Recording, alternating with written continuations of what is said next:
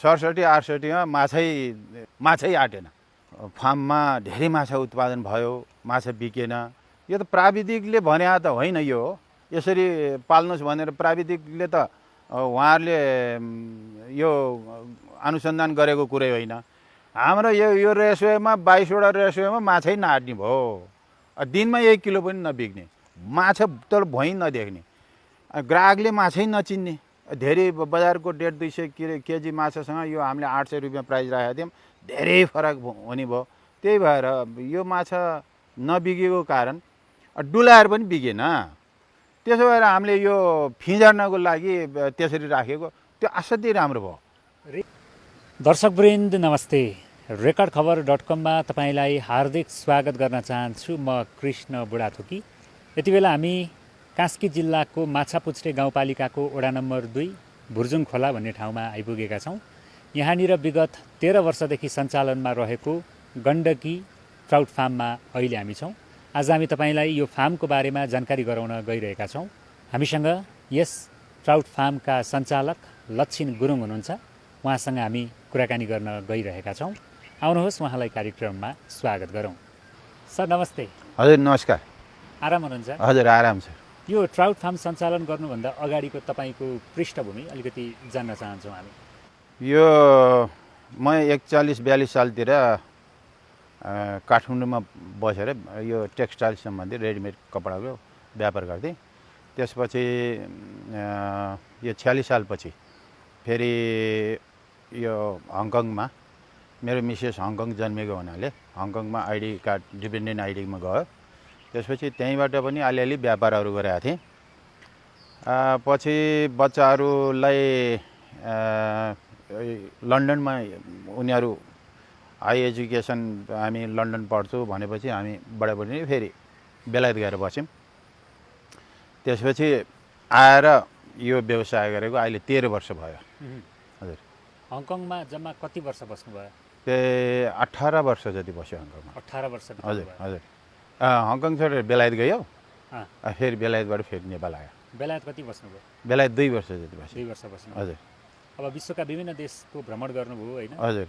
आफ्नै देश फर्किएर यो ट्राउट पालन गरौँ भन्ने तपाईँमा त्यो इच्छा शक्ति, सोचको विकास चाहिँ कसरी भएको थियो त? यो हाम्रो देशमा यो माछा नेपाल आएको झन्डै 33 वर्ष जति भयो अहिले। तर यो काठमाडौँ वरिपरिको ठाउँमा मात्रै, नुवाकोटतिर मात्रै यसको खेती थियो, हाम्रो पोखरामा थिएन। हाम्रो पोखरा एउटा यस्तो टुरिज्म सेन्टर, यहाँ पनि यसको खेती गर्न पाए राम्रो आय स्रोत हुन्थ्यो। विदेशमा बस्नुभन्दा आफ्नो स्वदेशमै गरेर केही गर्न पाए हुन्थ्यो भनेर त्यो विदेशमा बस्दाखेरिका कल्पनाहरू हुन्, ती सपनाहरू हुन्। यहाँ आएर यो साकार भएको छ।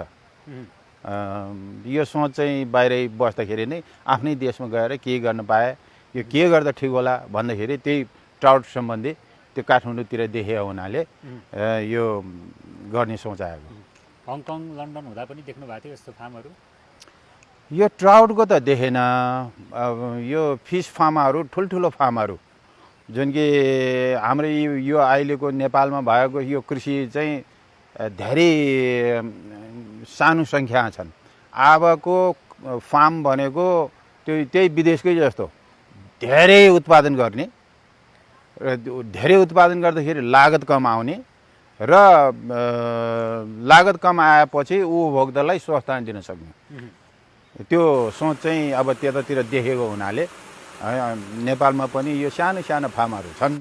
यसलाई अलिक विस्तृत ठुलै उत्पादन गरेर बजारमा धेरै उत्पादन गरेर यो प्राइसभन्दा तल दिन पाए भन्ने चाहिँ त्यो बेला पनि बाहिर बस्दा पनि सोच्थ्यो। ट्राउट बाहेक अरू विकल्प पनि हुन सक्थ्यो नि? माछाका त धेरै जातहरू छन्, धेरै प्रजातिहरू छन्। यो यस्तो हो, ट्राउट चाहिँ नेपालमा एउटा यो विदेशबाट आयातित माछा हो। यो स्वास्थ्यवर्धक एउटा र यसको प्राइस धेरै माथि, 1200-1300 रुपियाँ त मैले यो फार्म सुरु गर्नुभन्दा पहिला मैले नुवाकोटतिरै तिरेर खाएको छु। र यो सबभन्दा यसमा ओमेगा 3 फ्याटी एसिड पाउने र यसले मानव शरीरलाई धेरै फाइदा गर्ने भएको, यो पोषक तत्त्व धेरै फाइदा गर्ने भएको हुनाले यो व्यापारिक हिसाबमा मात्रै नभइकन उपभोक्ता सबैलाई यो स्वास्थ्यकर बनाउनलाई लागि यो खाद्य चाहिँ ठिक छ, यसको बजार राम्रो छ भनेर नै यसलाई रोजेको हो। यो ठाउँलाई रोज्नु त कहानी छ सर। के छ भन्नुहोस् त? के भनेदेखि हामी बेलायत बस्थ्यौँ, यो ससुरालीको जग्गा, ससुरालीको जग्गा। मैले मेरो मिसेससँग यो माछाको बारेमा सुनेर सुनाएँ। पोखरामा पनि यस्तो व्यवसाय गरे, राम्रो आय स्रोत हुने थियो। यो फेरि हाई भ्यालु, यसको मूल्य धेरै माथि भएको हुनाले नाफा कम भए पनि ट्रान्जेक्सन बढी हुन्छ, रोजगारी पाउँछ भनेर भन्दाखेरि मेरो मिसेसले यो हाम्रो एउटा मूलखेत भन्ने जग्गा छ, त्यहाँ चाहिँ जग्गा बाँझै छन्, त्यो जग्गामा तपाईँलाई त्यो रहर लाग्यो भने त्यो गर्नु नि त भनेर भन्यो हुनाले यो ससुरालीको जग्गा। त्यसपछि मेरो साडु भाइ पनि इन्डिया आर्मी सिद्धिएर जापानमा थियो, नेपाल आउनलाई धेरै इच्छा छ, नेपालमा गर्ने व्यवसाय केही हेरौँ भनेर उहाँले पनि, हामी संवाद भएको, उहाँले पनि त्यो भन्नुभयो हुनाले यो हाम्रै ससुरालीको जग्गा उपयुक्त छ, त्यहाँ यस्तो यस्तो छ भन्छ, एकखेर आउनुहोस् हामी यो व्यवसाय गरौँ, पोखरामा छैन भनेपछि उहाँ पनि आउनुभयो। अनि दुई भाइले यो यही ठाउँमा आएर यही ठाउँ रोज्नुको कारण भनेको त्यही हो। यो तपाईँको सानो भाइ र तपाईँ हजुर यसको लगानीकर्ता। लगानीकर्ता। कति लगानी गर्नुभयो आजसम्म? आजसम्ममा त त्यही 4-5 करोड जति नै पुगेछ। यति बेला करिब 5 करोडको ट्राउट फार्म हो भन्दा हुन्छ? हुन्छ। यो त्यसमा तपाईँहरूले यो जग्गा पनि खरिद गर्नुभयो? जग्गा पनि खरिद छ, अलिअलि जग्गा पनि 10-12 रोपनी जति स्थानीय जग्गा हामी खरिद पनि गरेका छौँ। यो ट्राउटको लागि यहाँको पानीको मुख्य स्रोत चाहिँ के हो? मूल हो, मूलको पानी। कहाँको मूलको पानी? यहीँ यो पर यो सबै पानीको स्रोत हुन्, मूल छन् र यही मूलबाट निस्कियो पानी। मत्स्य अनुसन्धानले पनि असाध्यै उपयुक्त छ भनेर भन्नुभयो, त्यही भएर हामीले यो सुरु गरेको, राम्रो पनि छ। पक्कै पनि वरिपरि निकै ठुला ठुला जङ्गलहरू हजुर हामीले देखिरहेछौँ। यो यही जङ्गलको पानी हो यो? हो। साथमा भुर्जुङ खोलाको पनि? भुर्जुङ खोलाको पनि यो सुक्खा याममा हामी पाइपबाट अलिकति राख्छौँ। चुनौती त त्यो इच्छा लगाएपछि, इच्छा शक्ति भएपछि त चुनौतीको त त्यो जति पनि जस्तो चुनौती आए पनि त्यो पार हुन्छ। सुरुमा हामीले 66 सालमा गोदावरीबाट 3500 भुरा ल्याएर यो सानो त्यहीँ छ 4वटा रेसवेमा सानसानो पोखरी बनाएर त्यहाँ ट्रायल गरेका थियौँ। अनि हाम्रो के भयो भन्दाखेरि यो हाम्रो पश्चिमाञ्चल मत्स्य अनुसन्धान उहाँले धेरै ठुलो हेल्प गर्नुभयो, किनभने हामीले यो व्यवसाय हामीले बाहिर पनि गरेको होइन, हाम्रो पुर्खौलीले पनि गरेको होइन, नयाँ व्यवसाय हो। तर मत्स्य अनुसन्धानले असाध्यै सहयोग गर्नुभयो। उहाँहरूले गोदावरी मत्स्य अनुसन्धानले 3500 भुरा दिलाइदिनु भयो। त्यसपछि त्यो 3500मा हामी प्र्याक्टिकल गऱ्यौँ 1 साल, 66 साल। त्यसपछि मत्स्य अनुसन्धानले त्यसको रेखदेख, अब त्यो सबै चिज हेरिदिनु भयो। अनि टाइममा फेरि यो ट्राउटको यो तालिमहरू मत्स्य विभागमा भयो, गोदावरीमा भयो, पोखरामा इभन धेरै तालिमहरू दिनुभयो उहाँहरूले। त्यसपछि 67-68मा तपाईँहरूले यो व्यावसायिक खेती गर्न सक्नुहुन्छ भनेपछि पहिले 2.5 लाखबाट सुरु गरे हो हामीले। पछि आएर हामीले त्यही 60-65 लाख जति खर्च गऱ्यौँ। त्यसपछि त्यतिखेर स्टार्ट गर्दाखेरि हामीसँग 22-23 वटा जति रेसो थियो। माछा चाहिँ हामीले भुरा 95,000 भुरा ल्याएर राखेका थियौँ नुवाकोटबाटै। त्यसपछि त्यो यहाँ माछै आँटेन, त्यो किनभने बजारै पाएन त्यो माछाको। बजार नपाएपछि हामीले राख्ने ठाउँ पनि नहुने, हामीसँग फेरि त्यति ठुलो त्यो आँट पनि भएन, आर्थिक पनि त्यति भएन, किन भएको त यहाँ लगनी गरिसक्यो। त्यसो भएर हामीले यो जिगजागहरू यिनीहरू खनेर यो माछा मात्रै फिजार्नको लागि त्यसरी राखेको हो। यो पनि राम्रै छ। यो स्टार्ट चाहिँ त्यसरी गरे हामीले। प्राय धेरै मान्छेहरूलाई चाहिँ ट्राउट खानु पर्यो भने सबैभन्दा उपयुक्त ठाउँ, सबैभन्दा चाहिँ प्लेसको हिसाबले छान्नु पर्दाखेरि गण्डकी ट्राउट फार्म भनेर छान्छन् होइन, रोज्छन्। अब छन त धेरै फार्महरू छन्, तर त्यसमध्ये पनि गण्डकी ट्राउट फार्म चाहिँ चर्चितका हिसाबले यो चाहिँ तपाईँहरूको लगभग नम्बर 1मै छ भन्दा पनि हुन्छ। अहिलेको यो लेभलसम्म आइपुग्नका लागि बजारीकरणका निम्ति तपाईँहरूले त सुरुमा त पक्कै पनि धेरै दुःख गर्नुभयो होला। सुरुमा भन्नुभयो बजारै पाइएन, बजारीकरण चाहिँ कसरी गर्दै आउनुभयो त? आज यतिको चर्चित कसरी हुन पुग्यो? यो सबभन्दा त यो हामीले उत्पादन गरेर त्यो बेला बजार नपाएको कहानी पनि ठुलै छन्। हामी दुई भाइ यो माछा नबिकेर गाडी हालेर माछा घुमाउँथ्यो कि हामीले बजारतिर। यो प्रत्येक होटल, तारे होटल अनि प्रत्येक राम्रोसँग चल्ने रेस्टुरेन्टहरूमा हामी त्यो ब्रसल्स बनाएर सबै ठाउँमा यो माछाको बारेमा हामीले ब्रिफ गर्दै हिँड्यौँ। त्यो होटल सबै अब माछै बोकेर पनि हिँड्यौँ।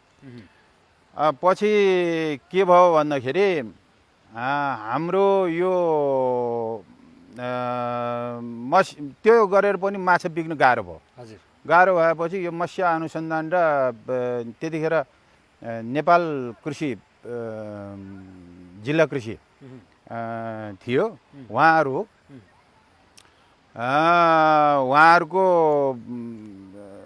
जुवारी चल्ने है। कस्तो हो भनेदेखि मत्स्य अनुसन्धानलाई तपाईँलाई पाल्न मात्रै सिकाउने यिनीहरूलाई, अनि यसको बजार खै भनेर भन्नुहुन्थ्यो त्यो कृषिले। तपाईँहरूले पाल्न मात्रै सिकाएर हुन्छ, बजारै छैन भनेर भन्नुहुन्थ्यो। अनि फेरि यतापट्टि मत्स्य अनुसन्धानले होइन यसको बजार चाहिँ अब गर्नुपर्छ भनेर उहाँहरूको एउटा मिटिङ बसेर एउटा यो पत्र पत्रिकाहरूलाई पोखरामा पनि यसरी कास्कीमा पनि यसरी लार्ज स्केलमा ठुलो स्केलमा यसरी ट्राउट खेती गरेका छ भनेर पत्रकार सम्मेलन गरिदिनु भयो उहाँहरूले। त्यो गरेपछि के हो त भने धेरै मान्छे त्यही पत्रिकै बोकेर यो माछा हेर्न आउनुभयो।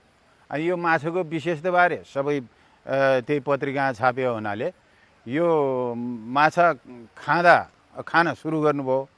चिन्नेहरूले त खाने भयो, नचिन्नेले पनि एक फेर चाखौँ भन्नेले पनि चाखेर यसको स्वादमा पल्केपछि बिस्तारै दोस्रो सालदेखि खान पाउने लानै नपाउने भइगयो फेरि, किन उत्पादनै गर्न सकेन।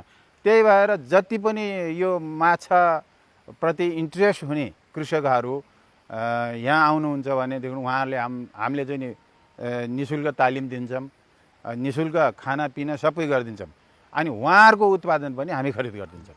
यो ट्राउट फार्म अहिले जति पपुलर भएको छ, हजुर, सुरुवातदेखि अहिलेसम्म मिडियाले नै भूमिका खेलेको हो मिडियाले हो। नत्र यो कुना यसरी माछा छ यस्तो छ अनि यो माछाको बारेमा कसले थाहा हुने, कसैले थाहा हुने थिएन। जब मिडियाले यो विश्वमा सबभन्दा स्वादिष्ट माछा र स्वास्थ्यवर्धक मानव शरीरलाई चाहिने अति आवश्यक तत्त्वहरू यो माछाबाट पाउने र खाँदा सजिलो, वृद्ध बालबालिका सबैलाई त्यो नरम काँडा भएको हुनाले खान सजिलो भनेर उहाँहरूले जति गरिदिनु भयो त्यसले गर्दाखेरि यो बजार चाहिँ नि आफसे आफ त्यसरी राम्रो भयो। मिडियाले गरेको यो सहयोगप्रति तपाईँ खुसी हुनुहुन्छ? हजुर, हामी त धेरै धन्यवाद दिन्छौँ मिडियाहरूलाई, सम्पूर्ण मिडियाकर्मीलाई सम्पूर्ण मिडियाकर्मी धन्यवाद दिन चाहन्छु। हजुर हजुर। अहिले तपाईँसँग करिब 1.5 लाखको सङ्ख्यामा ट्राउटहरू छन्, साना ठुला गरेर। हजुर। अनि यो माछा पाल्ने तरिका तपाईँको सायदै नेपालमा यो तरिकाले माछा पालेका छन् होइन? हजुर। तपाईँले प्राकृतिक तरिकाले यहाँ चाहिँ कुलो जस्तो बनाएर खेतैमा चाहिँ तपाईँले माछा पालिदिनु भएको छ। रेसवे यो कृत्रिम पोखरी त छँदैछ, र प्राकृतिक तरिकाले पनि एउटा हेर्दाखेरि चाहिँ खेतैमा माछा बगेको जस्तो, खोलाकै माछा देखिएको जस्तो त्यो खालको भान भयो। हामीलाई लाग्यो कि हामीलाई कुनै एउटा विदेशको कुनै एउटा सुन्दर ठाउँमा हजुर हामी आज चाहिँ पुगेका छौँ भन्ने हामीलाई पहिलोचोटि आउँदाखेरि त्यो खालको महसुस भयो। हजुर यो कन्सेप्टहरूको चाहिँ जन्म चाहिँ कसरी भयो? त्यो मैले अघि नै पनि भने 67-68मा माछै बिकेन, माछै आटेन। फार्ममा धेरै माछा उत्पादन भयो, माछा बिकेन। यो त प्राविधिकले भने त होइन, यो यसरी पाल्नुहोस् भनेर प्राविधिकले त उहाँहरूले यो अनुसन्धान गरेको कुरै होइन। हाम्रो यो रेसवेमा 22वटा रेसवेमा माछै नआट्ने भयो। दिनमा 1 किलो पनि नबिक्ने, माछा त भुइँ नदेख्ने, ग्राहकले माछै नचिन्ने। धेरै बजारको 150-200 केजी माछासँग यो हामीले 800 रुपियाँ प्राइस राखेका थियौँ, धेरै फरक हुने भयो। त्यही भएर यो माछा नबिकेको कारण डुलाएर पनि बिकेन। त्यसो भएर हामीले यो फिँजार्नको लागि त्यसरी राखेको, त्यो असाध्यै राम्रो भयो। रेसवेमा राम्रो कि त्यसमा राम्रो? त्यसमा राम्रो भयो। भनेपछि रेसवे बनाइरहनु आवश्यक होइन, आवश्यक त छ रहेछ। यो हामीले कसरी यो सबै पछि हामीले अनुभव गरेँ, यसरी पनि हुँदो रहेछ। सबै यस्तो गरे कस्तो हुन्छ भन्दाखेरि त्यसको फेरि एउटा के रहेछ भनेदेखि त्यो सबै त्यो रेसवेमा त्यसरी छोडेपछि भोलि बिहान त्यो माछामा कुनै किसिमको रोग व्याधि आयो भने त्यसलाई कन्ट्रोल गर्न गाह्रो हुने भयो। यो त कहीँ छेकथुन छैन नि, त्यो त सबै एउटै छ। एउटै छ, एउटै छ। तर यो रेसवे बनाउनुको कारण चाहिँ त्यही त्यो ग्रेडिङहरू गर्ने, अनि त्यसमा रोग लाग्दाखेरि राम्रो ट्रिटमेन्ट हुने, अनि एउटा पोखरीबाट अर्को पोखरीमा रोगहरू सर्न नसक्ने, यो यसको विशेषता पनि छ। तर यो विशेषता थोरै, यो फिङ्गर साइज हुँदासम्म यो यसमा राख्ने रेसवेमा, त्यसलाई भुरा अवस्थामा, बच्चा अवस्थामा त्यसलाई हुर्काउन र त्यसलाई रोग व्याधि बढी हुन्छ। र जब फिङ्गर साइज 60-70 ग्रामदेखि 100 ग्रामसम्म पुगेपछि त्यसले धेरै खाने, धेरै ऊर्जा टाँठो हुने। त्यसो भएर त्यसलाई त्यसरी छोड्दाखेरि पनि त्यो हुर्किन्छ। अनि त्यो धेरै राम्रो स्वादिष्ट पनि छ। त्यो माछा पनि यो रेसवेमा राख्ने भन्दा त्यो त्यसमा भएको रोग पनि कम लाग्छ। त्यस्तो छ। यहाँ हरेक महिना कति जति ग्राहकहरू चाहिँ आउने गरेको रेकर्डमा पाउनु भएको छ, अथवा प्रत्येक दिन त्यसलाई मासिक रूपमा क्यालकुलेट गरेर हेर्दाखेरि अनुमानित त्यसको अनुपात कति छ?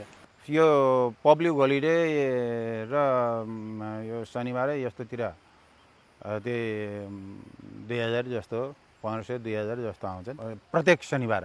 प्रत्येक शनिबार करिब 2000 मान्छे। 2000 मान्छे मेला लाए जस्तै हुन्छ, त्यो हुन्छ। अरू बार त यस्तै हुन्, अलिक कमै हुन्छ, त्यो 500-700, 400-500 त्यस्तै हो। होलिडेको दिन यहाँ पार्किङ हो, हुन्छ, पार्किङ फुल सबै। यो हुनुको एउटा कारण के छ भनेदेखि प्रत्येक विकसित सिटीमा एउटा पार्क हुन्छ विकसित देशहरूमा। त्यो पार्कमा बालबच्चा अनि बुढापाकाहरू अनि होलिडे मान्दाखेरि उनीहरू आराम गर्ने, घुम्ने, मर्निङ वक, इभिनिङ वक, अथवा दिनमा यसरी बालबच्चाहरूलाई डुलाएर यसरी खेल्ने, त्यो पार्कमा अलिकति आनन्द लिने हुन्छ विदेशमा। हाम्रो देशमा त्यस्तो एउटा पार्क कहीँ छैन। त्यो पार्कको यसले मेटाएको छ। यो मान्छेले आखिर त चाहिँदो रहेछ नि, विकेन्ड मनाउने ठाउँ त चाहिँदो रहेछ नि। भनेपछि त्यो आएको 2000जनाले त माछा त खान्नन्, किनभने विकेन्ड मनाउन आउने हो नि। आउँछन्, रमाइलो गर्छन्। त्यो जात्रा लाए जस्तो कि जात्रा, त्यो उहिले जात्रा हेर्न छैन, घुमेर जान मिल्यो। हो, यस्तो छ। सार्वजनिक बनाइदिनु भएको छ। हजुर, त्यो धेरै रमाइलो छ। हेर्ने, खाने। हजुर, कसैले खाने, कोही यसको बारेमा जान्न चाहनुहुन्छ भनेदेखि हामीसँग बुझ्नु खोज्नुहुन्छ, हामीले जानकारी दिन्छौँ। त्यस्तो छ। अहिले यहाँ स्टाफहरू चाहिँ कतिजना हुनुहुन्छ? अहिले हामीसँग महिनावारी चाहिँ 28 जना छ। यो पार्ट टाइम यो सटरडेमा भयो, अनि अरू पार्ट टाइम कामहरू हुन्छ, त्यो 8-10 जना चाहिँ हामीले चाहिँदाखेरि मात्रै बोलाउनेहरू छन्। यहाँ तपाईँहरूको अरू के संरचनाहरू थप्ने लक्ष्य छ? यो फार्ममा अरू के गर्ने योजनाहरू छ? फार्म त मेन त उत्पादनै गर्ने हो हाम्रो। माछा उत्पादन माछा उत्पादन अरू लक्ष्यहरू त्यो बाहेक अरू त यो पार्कको डिजाइनमै गइसक्यो। यसलाई अलिकति व्यवस्थित गर्नु छ। मान्छेलाई पोखरा पनि धेरै क्राउड भइसक्यो। त्यो विकेन्ड मान्ने ठाउँ पनि भएन। अब पोहोरभन्दा अहिलेभन्दा आगो अब पछि यसमा नि नआट्ला मान्छे। धेरै क्राउड हुँदै आछन् गर्दाखेरि हाम्रो यो पार्कको डिजाइन पनि अगाडि जान्छ र उत्पादन पनि।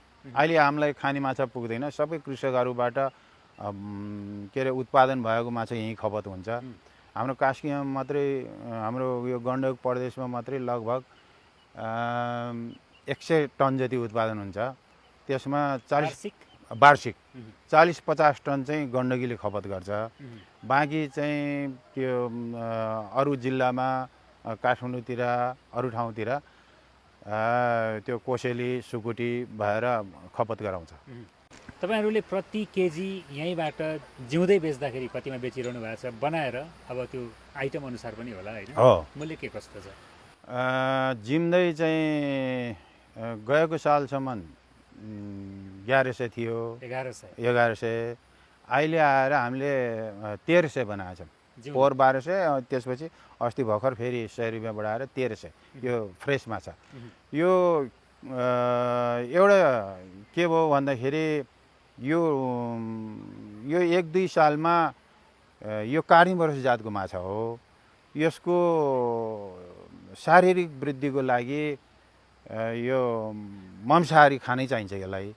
त्यसो भएर यसलाई मांसाहारी खाना हाम्रो नेपालमा नहुने, इन्डियाबाट यो फिस मेल, यो झिँगे माछा त्यस्तोहरू इन्डियाबाट ल्याउँछ। त्यसको मूल्य ठ्याक्कै महँगो भन्दा पनि ठ्याक्कै डबल भयो। हजुर, गत वर्षभन्दा ठ्याक्कै डबल भयो। त्यो फिस मेल 220-25 रुपियाँ पर्छ पर केजी। त्यसमा हामीले अरू यहाँको स्थानीय राइस ब्राइन, गहुँ यिनीहरू पिना मिसाएर यसलाई दाना बनाउने दिने। भनेपछि दानाको मूल्यका कारणले गर्दा माछाको मूल्य बढ्न पुग्छ। एउटा त्यो पनि भयो। एउटा सबै चिज अब के अरे स्टाफहरू त्यसको पनि हिसाब त्यो पनि जोड्नु पऱ्यो। स्टाफहरूको पनि अब गत साल 15,000मा खाएकोले अहिले 25,000 पुगेका छन् होइन। 25 खाएकोले अब 32-33 पुगेका छन्। त्यो हिसाबमा पनि सबै चिज यसैबाट मेन्टेन गर्ने हो। नेपालीहरूको लागि यो कतिको कम्फर्ट प्राइस हो माछाको लागि? माछा चाहिँ अब खासै सबैको पहुँच पुग्ने चिज त होइन यो, मलाई त्यस्तो लाग्छ। यो पहुँच सर्वसाधारण यो नेपालमा त्यही 4-5% यो खान सक्ला हुने खानेले। नत्र भने अब एक छाक माछाको 1300 रुपियाँ भनेको त त्यसमा अर्को 700 रुपियाँ थप्यो त एक बोरा चामलै आउने भयो नि गरिब गुरुवाको लागि त। त्यस्तो हो। तर यहाँ त्यो 5-7%लाई पुर्याउन पनि सकिएन। यसलाई अझै पनि हामीले यसको मूल्य तल राखेर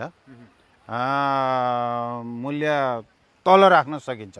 तर त्यसको लागि यतिले होइन, त्यो धेरै उत्पादन गर्नुपर्छ। त्यो धेरै 100-200 मेट्रिक टन उत्पादन गर्ने फार्म गरायो भने त्यसमा लागत धेरै कम हुन आउँछ। त्यसो भएर त्यो लागत कम भएपछि, खर्च कम भएपछि लो प्राइस, धेरै उत्पादन गरेपछि अटोमेटिकली त्यो प्राइस पनि तल झर्छ। यहाँ अब स्थानीय हाम्रा नेपाली पर्यटकहरू त आउनु नै हुन्छ, ग्राहकहरू त आउनु नै हुन्छ। हजुर, विदेशीहरूको आकर्षण चाहिँ कस्तो पाउनु भएको छ? इन्डियाबाट आउने पाहुनाहरू धेरै आउनुहुन्छ। इन्डियन पर्यटकहरू हजुर बढी आउनुहुन्छ। बङ्गलादेशी, इन्डिया, अनि मोस्टली यो हाम्रो गण्डकी ट्राउटको भनेको इन्डियामा भएको नेपाली मूलका जति पनि नेपाली भाषा बोल्नेहरू यो इन्डियाको दार्जिलिङ तिनीहरू जसरी नै आउँछन्। अनि यो 7वटा प्रदेशका पोखरा घुम्न आउनेहरू जसरी नै पस्छन्। अनि जति पनि नेपालीहरू विदेशमा छन् तिनीहरू फेरि नेपाल छुट्टी मान्न आउँदाखेरि तिनीहरू फेरि पस्छन्। यो हाम्रो नेपालमा भन्दा के अरे यो हाम्रो कृषिका हाम्रो यस्तै अरू गतिविधिहरू विदेशमा बस्नेलाई आज बढी चासो हुन्छ। हजुर स्वदेशमै गएर भोलि केही गरौँ अथवा कसले के गरिरहेको रहेछ, अब त्यो विदेशमा बसे पनि स्वदेशको चासो चाहिँ धेरै हुन्छ। त्यही भएर उहाँहरू आएर हेर्ने खाने गर्छ। स्वदेशी र विदेशी ग्राहकलाई मूल्य उही छ कि एउटै छ, एउटै छ हजुर। आर्थिक दृष्टिकोणले त मैले विदेशमा जागिर खाएको भन्दा त्योभन्दा त्यो विदेशी जागिरको मेरो स्यालेरी भन्दा यसमा मलाई राम्रो छ। जागिरको हिसाब गर्ने हो भने, पैसा हिसाब गर्ने हो भने त अर्को के छ भन्दाखेरि सबभन्दा ठुलो चाहिँ मान्छेको आत्मसन्तुष्टि। त्यो चिज चाहिँ कहीँ खोजेर पाउने चिज होइन। तर यो कृषि व्यवसाय गरेर यसरी बसेपछि सबैतिरबाट यति सन्तुष्टि हुँदो रहेछ, यति आनन्द। अर्को कुरो, यदि मैले यो व्यवसाय नगरेको भए तपाईँ र मेरो यस्तो परिचय पनि हुने थिएन। यहाँ कति साथीहरू, कति राष्ट्रिय स्तरको नेताहरू, सबै देशप्रति चिन्तन लिएका साथीहरू सबै आउनुहुन्छ। तपाईँको परिचय विश्वभरि फैलिएको छ। हजुर, तपाईँलाई धेरैले चिन्छ। त्यसो भएर यो पैसा मात्रै ठुलो कुरो पनि होइन, यो सन्तुष्टि अनि मैले पनि केही गरेछु कि भन्ने एउटा आत्मामा त्यो सोच्न पाउने भएको हुनाले असाध्यै आर्थिक भन्दा पनि झन् मलाई धेरै सन्तुष्टि। अनि अर्को एउटा यो हाम्रो यस्तो फार्मले एउटा के दिएछ भन्दा म्यासेज गरे हुँदो रहेछ नि, गाउँमा पनि हुँदो रहेछ भन्ने कुरो भइछ। धेरैले गर्न थाल्यो। देखेर धेरैले अहिले यो डाँडा काँडामा रेस्टुरेन्टहरू भयो, यस्तोहरू यो गरे हुँदो रहेछ नि भने गण्डकी ट्राउटको रेस्टुरेन्ट कसरी चल्यो त्यही हिसाबले उहाँहरूकोमा ऊर्जा आयो नि। ओहो यसो गरौँ न, गाउँमै जाउँ न भनेर।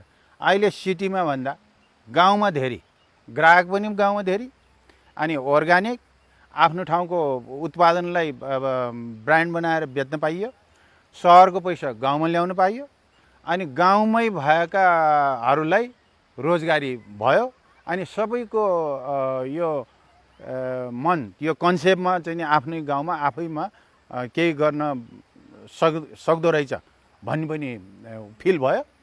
त्यसो भएर सहरमा गर्नलाई धेरै रिस्क, धेरै पैसा र धेरै रिस्क। अब गाउँमा आफ्नै गाउँठाउँमा गरे हुन्छ, थोरै पैसा अनि धेरै के अरे प्रफिट। त्यसो भएर धेरै मेसेज पनि गयो जस्तो लाग्छ मलाई।